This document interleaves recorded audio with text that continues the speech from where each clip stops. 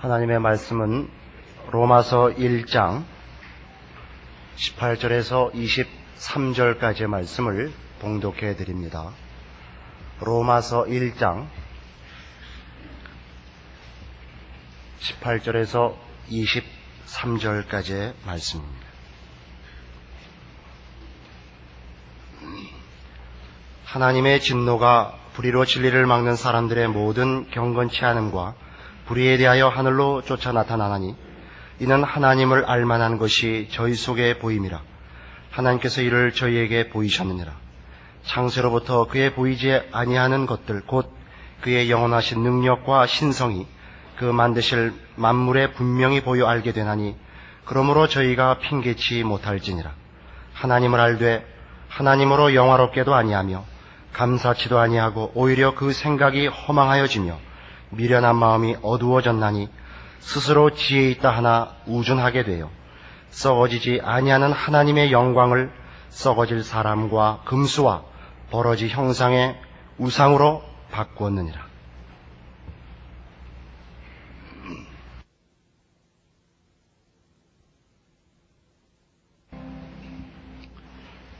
로마서에 들어와서 가장 우리가 심각하고 중요하게 기억해야 할 것이 기독교 신앙의 핵심되는 복음의 내용이 전혀 어떤 관념이나 개념이나 사상에 관한 문제가 아니라 예수 그리스도 자신에 관한 것이었다 하는 것이었습니다.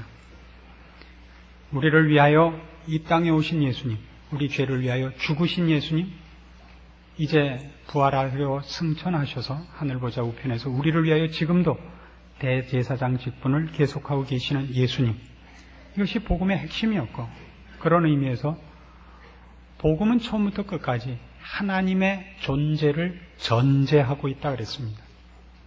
그래서 기독교 신앙이 하나의 관념론으로 흐르는 것만큼 무서운 것이 없습니다. 불신자들과 기독교를 논할 때 꼭 착하게 살면 됐지, 선하게 살면 됐지, 뭐 때문에 교회를 나가는가, 뭐 옛날 우리 하는 식으로 예수 믿으려고 예배당에 갔더니 눈 감으로 하고서 신발 훔쳐가더라, 이런 시비를 우리가 당했던 그런 아픈 추억이 있습니다. 이게 다 기독교가 무엇인가 하는 핵심되는 내용에서 틀려 있기 때문입니다. 게다가 한 걸음 더 나가서 부정적인 차원에서, 그러나 훨씬 더 두렵게 이 복음에 관한 얘기를 성경을 따라서 해보자면, 우리가 예수를 믿지 않는다면 우리 앞에 커다란 재난이 기다리고 있다 이겁니다. 영원한 형벌이 기다리고 있습니다. 거기는 죽으려고 해도 죽지 못하고, 그리고 무슨 다른 그 일을 회피할 수 있는 다른 기회가 없는 영원한 불못이라고 성경이 얘기합니다. 그리고 거기는 하나님의 진노를 받아서 가는 곳이라고 얘기합니다. 18절 말씀을 다시 보시면 하나님의 진노가 불의로 진리를 막는 사람들의 모든 경건치 않음과 불의에 대하여 하늘로 쫓아 나타난다. 그러니까 모든 신자가, 아니 신자라고 그러면 안 되죠. 모든 자연인이, 인류가 예수를 믿지 않고 이 복음을 모르면, 하나님의 자녀가 되지 않으면 예외 없이 이 진노 아래 있고 이 영원한 형벌에 빠질 수밖에 없습니다. 그런 의미에서 사도 바울은 내가 복음을 자랑한다. 왜냐하면 이 복음은 모든 믿는 자에게 구원을 주시는 하나님의 능력이기 때문이다. 우리가 그때 공부한 대로 하나님의 처방이다 하는 것을 배웠습니다. 이 진노라는 것은 성경에서 생각보다 훨씬 혹독하게 표현이 되어 있습니다. 그냥 보통 그저 벌을 받는다, 넌 틀렸다, 넌 맞았다, 이런 식이 아니라 너는 100점, 너는 60점, 너는 20점, 이런 식이 아니라 이 복음을 알지 못하고 주를 믿어 하나님의 자녀가 되지 않은 자들에 대한 하나님의 진노는 매우 혹독합니다. 그래서 성경에서는 그 마지막 심판을 묘사하는데 극렬한 풀무불 같으다 이렇게 얘기합니다. 극렬한 풀무불 같으다. 진노의 포도주 틀을 밟으시리라. 대단한 잔혹한 표현입니다. 사랑의 하나님이 아무리 자기를 믿지 않고 반대했다고 해서, 좀 나쁜 짓을 했다고 해서 그렇게까지 잔혹하게 우리가 느낄 때 잔인한 보복을 하실 수 있는가? 이런 생각을 하실지 모르지만 바로 그 하나님의 진노가 그렇게 참혹하게 표현된 이면에는 인간이 짓고 있는 죄라는 것이 그만한 대가를 받을 만한 죄라는데 그 이유가 있습니다. 그래서 우리는 우리가 저지르고 있는 죄에 대해서 너무 무감각하고 우리의 죄가 사실은 뭔가를 실상을 잘 못 보는 버릇이 있습니다. 오늘 이 본문을 통하여 우리가 저지르는 죄가 어떤 것인가 하는 걸 좀 깊이 알 필요가 있습니다. 다시 18절 보시면 하나님의 진노가 불의로 진리를 막는 사람들의 모든 경건치 않음과 불의에 대하여 이제 임할 것입니다. 근데 이 경건치 않고 불의한 이 일들이 잘 앞에 보시면 하나님의 진노가 진리를 막고 있기 때문이다 이렇게 묘사되어 있는 걸 봅니다. 하나님의 진노가 불의로 진리를 막는 사람들, 즉 잘잘못의 문제가 아니라 죄는 하나님에 대하여 거스리는 것입니다. 이 불의로 진리를 막는다 하는 이 막는다는 말은 의도적으로 거슬리는 행위를 말합니다. 의도적으로 반항하는 행위. 그러니까 죄란 나쁜 짓을 하는 정도가 아니라 하나님에 대하여 반대하는데 반항적이고 모욕적이고 의도적이고 고집스럽게 거스르는 겁니다. 그러니까 이 말 속에 어떤 내용이 포함되어 있느냐면 하나님이 무엇을 원하시고 하나님이 무엇을 싫어하시는가에 대하여 알면서도 의도적으로 하나님이 기뻐하시고 하나님이 싫어하시고에 대한 감각이 있으면서 거스른다는 내용이 그 안에 감춰져 있는 것을 보게 됩니다. 그 말은 뒤에 이렇게 나타나죠. 19절 이는 하나님을 알만한 것이 저희 속에 보입니다. 그러니까 하나님을 알만한 것이 있는데 어떻게 해야 되는지를 아는 걸 일부러 거스르고 있단 말이에요. 일부러 거스르고 있어요. 하나님께서 이를 저희에게 보이셨느니라. 자, 그래서 이제 어떻게 하나님이 우리 안에 하나님을 알만한 것, 어느 것이 하나님의 기뻐하시는 것이고 싫어하시는 거를 알게 하셨는가가 잠깐 설명에 나옵니다.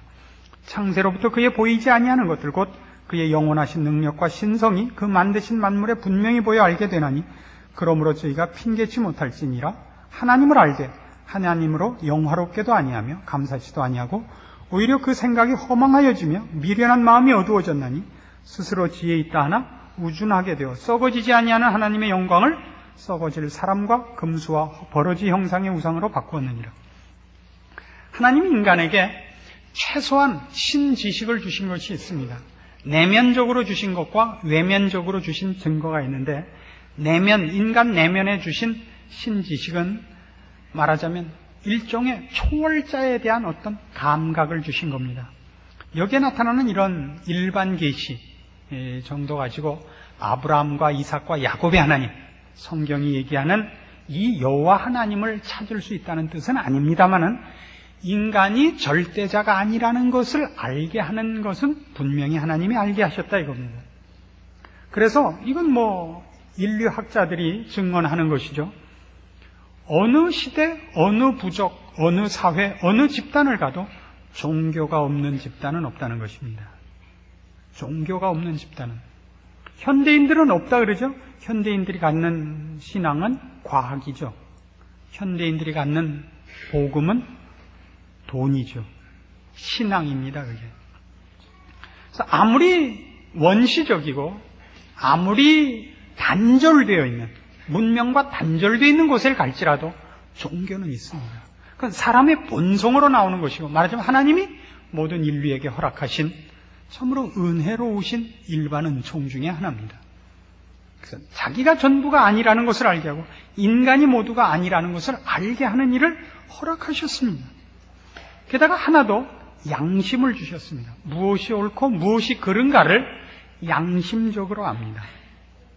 그러니까 물론 우리가 상황윤리라든가 또 그 시대마다 사회적으로 다른 윤리관을 가질 수 있습니다만은 근본적인 어떤 것들에 대해서는 공통적인 양심이 있습니다.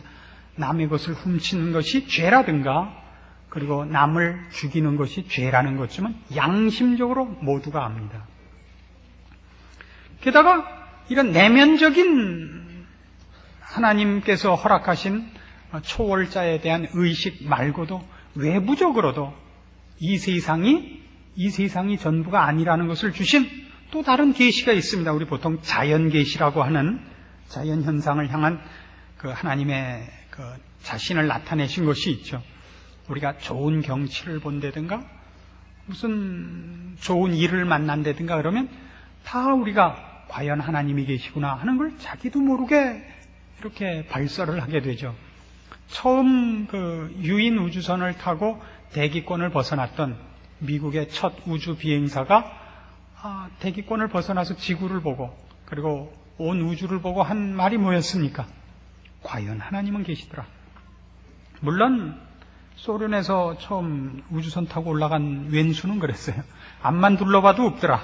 이건 뭐 시력의 차이가 아니라 그 신앙의 차이죠. 그러나 조금 더 중요한 외적 증거가 있습니다. 인류 역사를 보십시오. 인류 역사를 보면 인간이 얼마나 죄인인가 하는 것과 하나님이 역사를 주장하신다는 것이 역사에는 많이 증거되고 있습니다.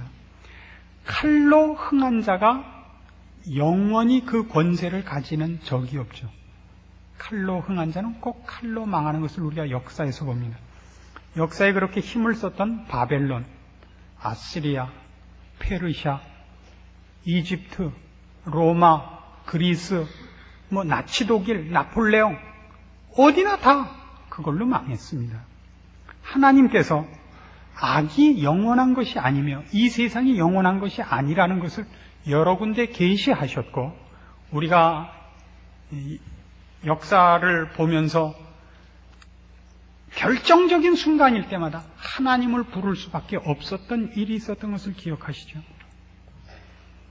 노르만디 상륙 작전을 하려고 할 때 그 작전이 매우 중요했는데 일기가 나쁜 겁니다. 그래서 당시 연합군 사령관이었던 아이젠하워 장군을 위시해서 참모부에서 한 일이 뭐죠? 남은 일은 하나님께 기도하는 일밖에 없다. 인류 역사상 가장 시급하고 가장 중요하고 가장 중대한 일에는 언제나 인간이 속수무책이었다는 것이 드러나고 그리고 그때 만일 이렇지 않았더라면 큰일 날 뻔했다에 이렇지 않았더라면이라는 그 부분은 인간의 생각과 계획과 동떨어진 것을 우리가 경험합니다. 6.25 전쟁 때 우리 다 밀려나고 유엔군이 참여하게 됐을 때 안전보장 이사회가 열리고 거부권을 가졌던 나라 중에 틀림없이 거부를 해야 됐던 소련이 그때 이상하게 참석을 안 했죠. 그 이상하게가 그냥 이상하게냐 이거예요. 우리가 역사 속에서 배우는 게 뭡니까? 워털루 전쟁에서 나폴레옹이 패해서 구라파 역사는 그나마 민주화로 그 시작을 하는 좋은 계기가 됐죠.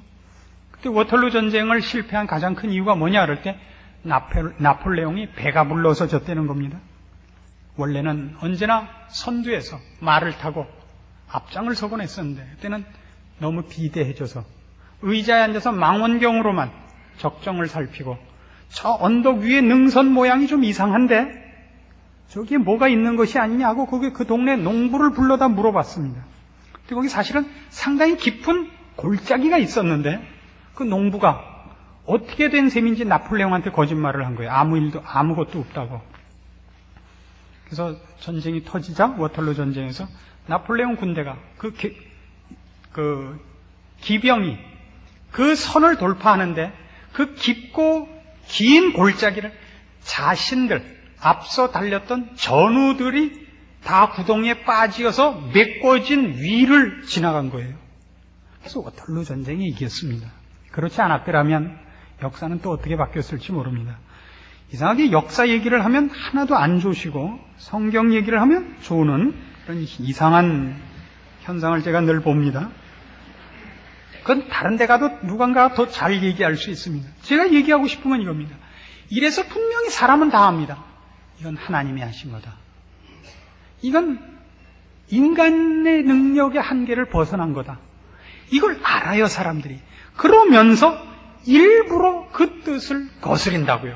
그러니까 신의 뜻을 요구할 때는 언제냐 하면 그것이 자기에게 도움이 될 때만 신을 찾고 자기 욕심이 있고 그 욕심에 혹 하나님이 개입해서 반대할 것 같으면 하나님을 절대 찾지 않습니다. 이것이 인간이 갖는 하나님의 진노가 임해서 마땅한 핑계할 수 없는 인간의 악질적인 죄의 모습입니다.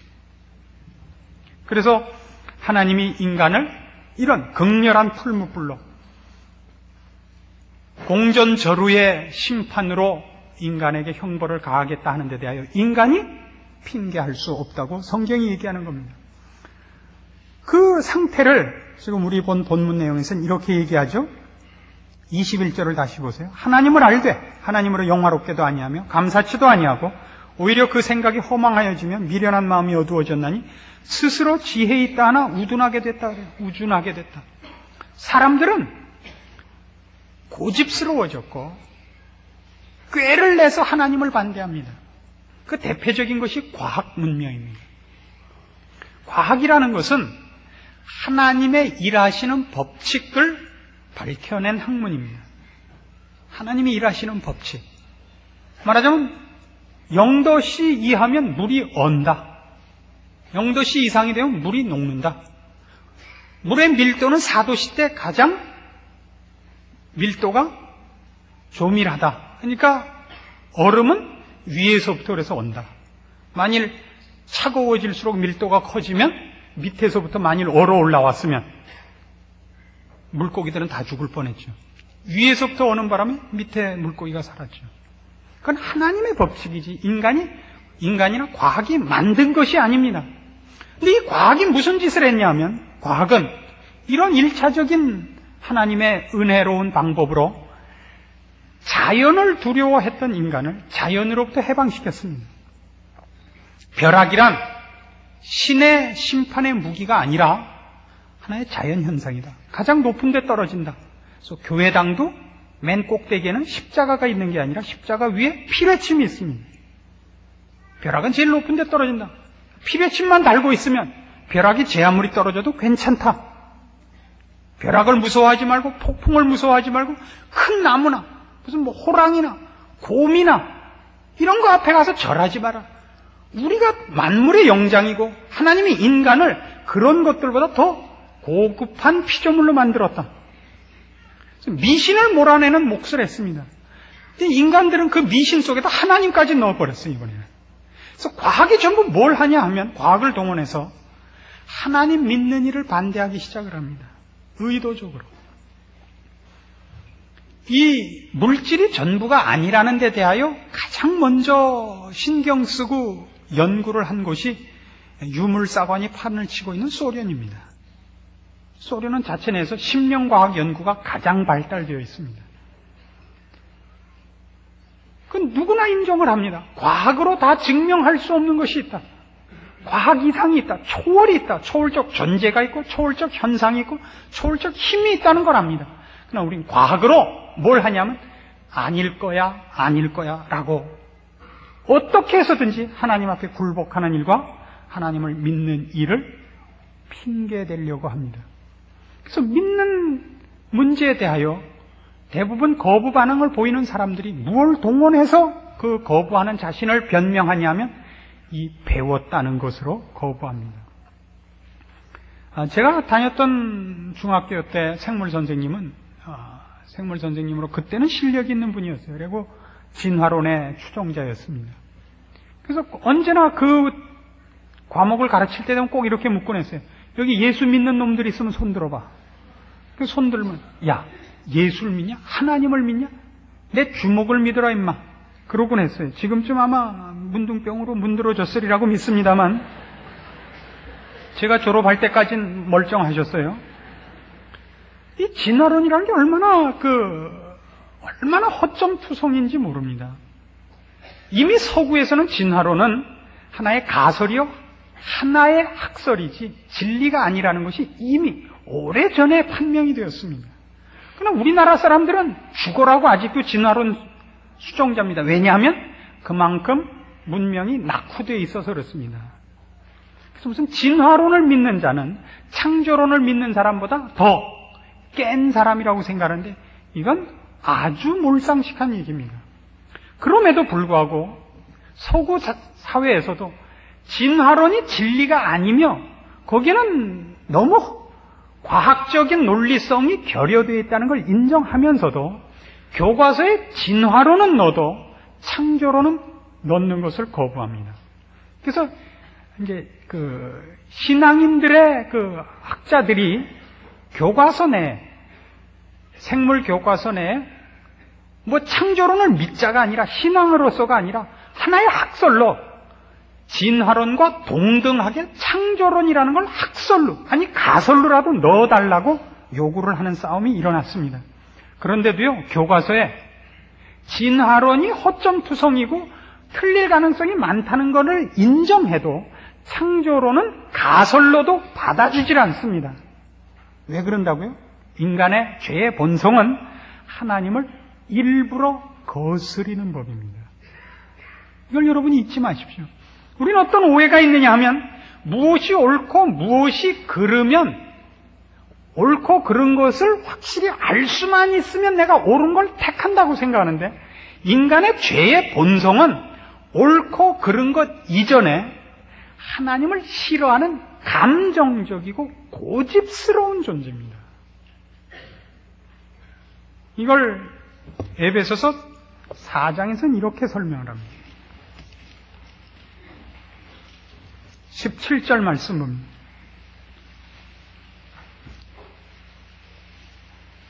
에베소 4장 17절 그러므로 내가 이것을 말하며 주 안에서 증거하노니 이제부터는 이방인이 그 마음에 허망한 것으로 행함같이 너희는 행하지 말라. 저희 총명이 어두워지고 저희 가운데 있는 무지함과 저희 마음이 굳어짐으로 말미암아 하나님의 생명에서 떠나 있도다. 저희가 감각 없는 자되어 자신을 방탕에 방임하여 모든 더러운 것을 욕심으로 행한다 그래요. 여기 바로 죄인들의 사고 방식과 행동 원칙의 아주 집약적인 설명이 나오는 겁니다. 허망해요. 허망하다는 건 뭐냐면 일정한 목표가 없다는 뜻입니다. 일정한 목표가 없다는 건 진리와 절대에 대한 인식이 없다는 것입니다. 인간들은 허망합니다. 하나님을 떠나서 허망해졌습니다.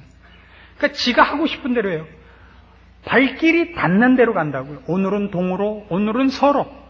그날 손바닥에 침 뱉어서 튀겨보고 침 튀기는 대로 가는 거예요.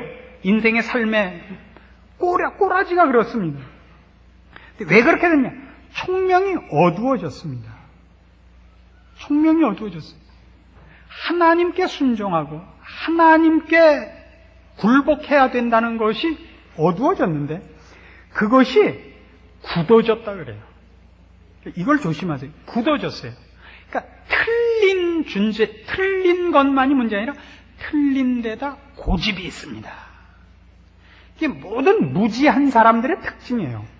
무식하면 꼭 고집이 있어요. 무식한 사람이 고집 없는 사람이 없습니다. 무식한 사람이 고집을 버리면 꼭 자기가 무식하다는 알고 어떤 그 무식을 벗어나기 위한 노력을 해요. 공부를 하는데 무식한 사람은 예외 없이 고집과 붙어 다닙니다. 그래서 끝에 그가 무식하다는 걸 변명하고 어쩌고 하다가 끝에 가서 더 이상 변명할 수 없을 땐 뭐라 그러냐면 그래 난 무식하다 어떡할래? 뭐 할 수 없죠 뭐. 그러니까 세상 사람들하고 신자하고 논쟁을 벌이다가 우리가 혹시 그들을 이길 수 있어요. 하나님이 계시다는 것과 지옥이 있다는 걸 어떻게 정말 논리적으로 이렇게 하면 끝에 그래요. 그래 나 지옥 갈래. 그 다음에 할 말이 없죠. 지옥 가겠다는데요. 이게 바로 굳어진 마음입니다. 이거 참 무섭습니다. 그래서 성경에는 이걸 어떻게 표현하느냐 하면요. 구약 성경에 이 표현이 자주 나오는데요. 이스라엘 백성을 향하여 하나님이 저들의 그 불신앙을 뭐라고 묘사하냐면 목이 곧은 백성이라 그래요. 목이 곧은 백성이라. 왜 매일 그 꾸중을 들어야 되냐면 이 이스라엘 백성은 하나님 앞에 특별한 간섭을 받은 백성입니다. 홍해를 건넜죠. 만나를 먹었죠. 반석에서 나오는 샘물을 먹죠. 구름기둥, 불기둥의 인도함을 받았죠. 남다른 기적을 체험했는데도 불구하고 하나님 편이 아닙니다. 우리가 보면 이상하죠. 아니, 홍해는 말고, 그렇죠? 이 양재천이라도 어떻게 갈라지고 내가 걸어가면 나는 그거보다 신앙이 좋을 것 같으죠. 오해하지 마십시오. 죄란 그렇게 간단하고 단순하지 않습니다. 죄란 훨씬 악질적인 겁니다. 여기서 목이 곧다는 건 뭐냐 하면, 그 의사들의 얘기예요. 인간이 증오심과 분노를 일으키면 제일 먼저 긴장하는 장소가 목이랍니다. 그러니까 고혈압 환자는 성질내면 안 되는 거예요. 목이 굳어지는 거예요. 근데 이 생물 중에서 성질나면 목이 제일 굳어지는 거 뭐가 있습니까? 성질나면 목 굳어지는 거. 독사지요, 독사. 성질나면 대가리 쳐드는 거 아니에요. 그리고 목에 얼마나 힘을 주느냐 하면 이렇게 슬뿐만 아니라 코뿔아 보세요. 완전히 목이 부풀죠. 이게 몽땅 독인 거예요, 이게 이제. 사람이 그렇다는 거예요. 하나님이 이스라엘 백성을 향하여 늘 꾸짖는 게 뭐냐면, 야, 내가 너희한테 해준 거에 대해서 너희가 어떻게 그럴 수 있냐. 입 닫고 모른다 그래도 내가 할 말이 없는데 왜 늘 독이 올라있냐 이거예요. 독이 올라있냐. 이스라엘 백성이, 그러니까 죄의 본성이, 이스라엘 백성이 그랬다는 얘기가 아니라 인간이 그렇다고요. 여러분, 이 얘기가 이스라엘 백성 뭐 이렇게 뱀이니까 여러분하고는 상관없어 보이죠? 여러분은 아닌 줄 아세요? 제가 예를 아주 여러분들이 걸린 예를 들어보이죠. 여러분이 무엇을 하려고 하는데 그게 신앙적으로 해서는 안 되는 일일 때가 있습니다. 그렇죠? 주일날 어디 땡땡이를 치고 뭐 어디를 가셔야 되는 일이 있다든가 뭐 또 어디 가서 고시톱을 또 심심해서 뭐 죄는 아니에요, 물론. 그러나 조금 그렇게 넘어갈 수 있어요. 그러다 안 되면 등산 갔다가 돌이 굴러서 머리가 깨졌단 말이에요. 그럼 아이고 내가 이거 교회 가야 되는데 여기 왔더니 이렇게 됐구나 라고 돌아오면 괜찮은 수준이에요. 대부분 뭐라고 생각하냐면, 하나님 그래 치사하게 땡땡이 한번 쳤다고 돌로 치고 이러게 해요? 우리 꼭 그렇게 반발부터 한다고요. 아니 제가 그래 어쩌다 한번, 제 친구는 매일 해요. 전 지금 한 달에 한 번 고시톱 하는 건 이거 반날 피박 써야 되겠어요? 하나님 무슨 내가 뭐 홍해를 갈라달라 그래 피박 면하게 되는데 그거 하나 못 해줘요? 금방 뭐가 나오냐면 감정적인 반발을 한다고요, 하나님께. 여러분이 독사가 돼요. 그렇게 웃어가지고 아닌 척 하지 마세요. 난 아니다 이거죠. 우리는 훨씬 죄라는 게 얼마나 무서운 건지 모릅니다.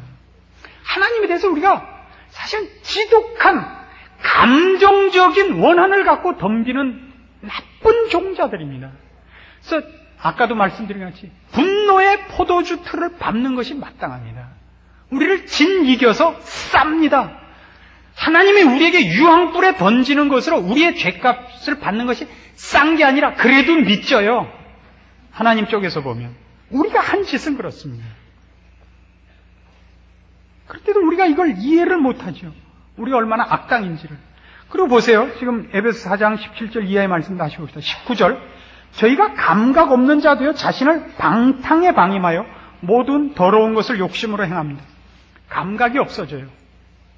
죄라는 건 그렇습니다. 죄는 지면 질수록 점점 더 담대해지고 그리고 거기에 자신이 드디어 사로잡힙니다.